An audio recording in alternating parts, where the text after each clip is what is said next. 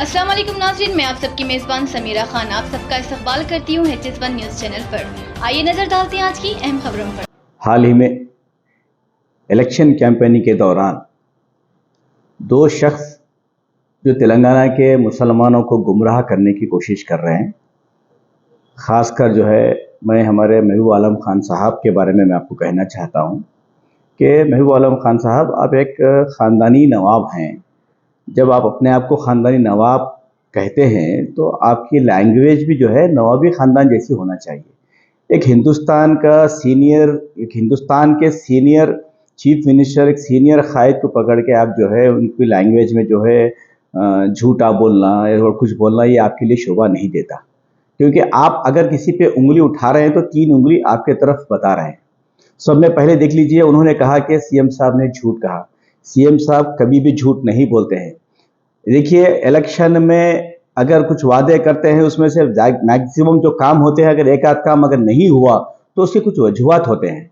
ऐसा वो बार बार ये कह रहे हैं कि 12% रिजर्वेशन के बारे में 12% रिजर्वेशन के बारे में चीफ मिनिस्टर जनाब केसीआर साहब का दिल साफ रख के, नीयत साफ रख के वो असेंबली में और काउंसिल में बिल पास करके सेंट्रल गवर्नमेंट को भेज दिया गया। हुकूमत बीजेपी की रहने की वजह से रिजर्वेशन का बिल पास नहीं हो रहा है, क्योंकि हमको बीसी कोठा बढ़ाने के बाद रिजर्वेशन को अमल करने के लिए केसीआर साहब का मंसूबा बना था। हुकूमत बीजेपी की अगर नहीं होती, अगर केसीआर साहब की हम ख्याल हुकूमत होती, अगर केसीआर साहब की मदद से अगर सेंट्रल गवर्नमेंट में हुकूमत अगर बनती तो केसीआर साहब बराबर रिजर्वेशन को देते। केसीआर साहब आज भी उस बात पे कायम हैं। तो मैं महबूब आलम खान साहब से मैं ये पूछना चाहता हूं कि आप किस बुनियाद पे कांग्रेस का सपोर्ट कर रहे हैं, उसका एक जवाब दीजिए आप। ठीक है, आप केसीआर साहब को 12% के बारे में बोल रहे हैं और कॉलेजेस बंद हो गए बोल रहे हैं। तो एक तो 12% के बारे में आपको मैं रिजर्वेशन के बारे में क्लियर कर दिया। दूसरा, कॉलेजेस के बारे में जो आप बोल रहे हैं, वाईएस राजशेखर रेड्डी की हुकूमत में फीस रिएम्बर्समेंट का जो स्कैम हुआ था, बहुत से इंजीनियरिंग कॉलेजेस जिनके पास स्ट्रक्चर नहीं है, जिनके पास फैकल्टीज नहीं है, बहुत से लोगों के पास 50 तुलबा अगर है तो उनको 200-300 नाम लिख के फीस रिएम्बर्समेंट लेके स्कैम कर रहे थे। केसीआर साहब एजुकेशन के मामले में बहुत ही स्टैंडर्ड मेंटेन करना, तालीमी मैदान में किसी के साथ कॉम्प्रोमाइज नहीं हुए केसीआर साहब। बहुत से लोगों का टीआरएस में काम करने वाले एमएलसीज के भी कॉलेजेस क्लोज हुए, जैसा पल्ला राजेश्वरी साहब का कॉलेज है, हमारे महबूब नगर में जेपीएमसी कॉलेज है, जिनके पास स्ट्रक्चर नहीं रहने की वजह से बहुत से पोल्ट्री फार्म में इंजीनियरिंग कॉलेजेस खुले, वैसे कॉलेजेस को बंद किया गया। उसके अलावा मैं आपसे पूछना चाहता हूं कि आप बार बार बोल रहे हैं कि आप ऐसे कांग्रेस को सपोर्ट कर रहे हैं जिसका निशान हाथ है, वो खूनी हाथ है। पूरे हिंदुस्तान में फसादात करने वाला कांग्रेस का हाथ। आप ऐसे हाथ को खूनी हाथ को आप सपोर्ट करने के लिए तेलंगाना के मुसलमानों को गुमराह कर रहे हैं, ये आपको शोभा नहीं देता है। मैं पूछना चाहता हूं आपसे कि आप जब कांग्रेस के दौर में टेररिस्ट एक्ट के तहत कई मुसलमानों को जेलों में भर दिया गया, आप जब कहां थे? कई मुसलमानों को फसादत में खत्म कर दिया गया, जब कहां थे आप?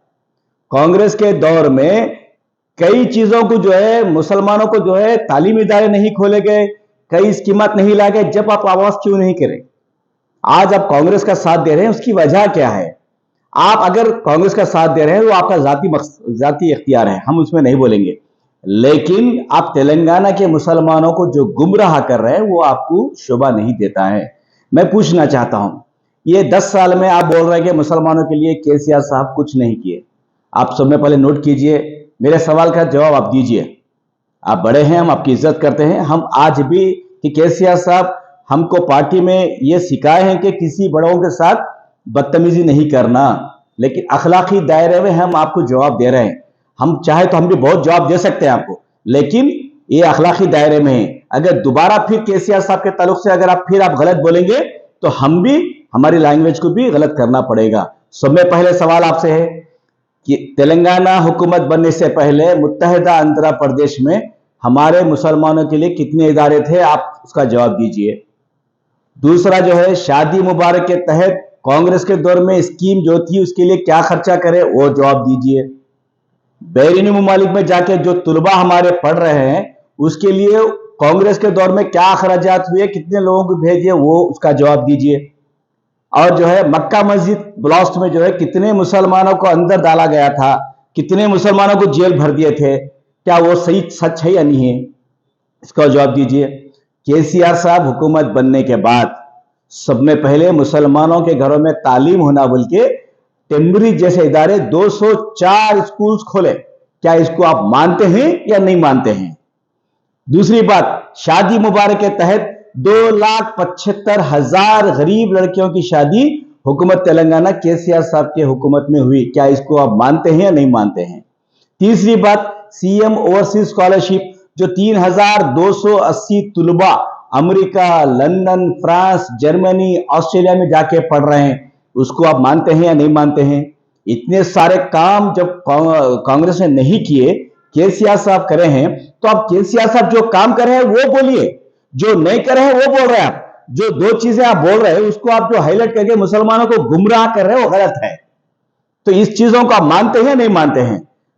टीआरएस हुकूमत जो है मुत्तहिदा, आप तेलंगाना में देख लीजिए, आप हमने 11,000 करोड़ हमने खर्च किए हैं अखिलियत के ऊपर, चाहे वो एजुकेशन में फील्ड में हो, चाहे वो वेलफेयर स्कीमात में हो।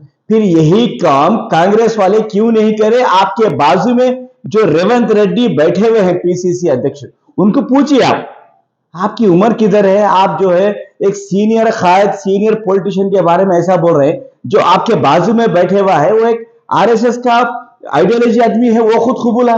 आप उनको भी आरएसएस के आदमी को बाजू बिठा लेके आप तेलंगाना के मुसलमानों के मुस्तकबिल के बारे में बात कर रहे हैं। बड़ी हंसी आ रही है आपके ऊपर, कि लोग हंस रहे हैं आपके ऊपर। ये उम्र में जो है खान साहब ऐसा क्यों बात कर रहे हैं बोल के लोग हंस रहे हैं आपके ऊपर। ये उम्र में अल्लाह अल्लाह करके आप जो है जो हकीकत है वो बयान कीजिए। मैं आपसे अदबन अपील करता हूं, दोबारा आप हमारे चीफ मिनिस्टर केसीआर साहब के ताल्लुक से आप लहजा सही रखिए। जो हुकूमत के जो काम है उसको बोलिए, जो नहीं हुए उसको बोलिए, हम मानते हैं, लेकिन लैंग्वेज अखलाकी दायरे में रह के बात कीजिए तो ठीक रहेगा। दूसरी बात, इमरान प्रतापगढ़ी जो यूपी से आके जो है तेलंगाना में जो है बहुत बड़े अच्छे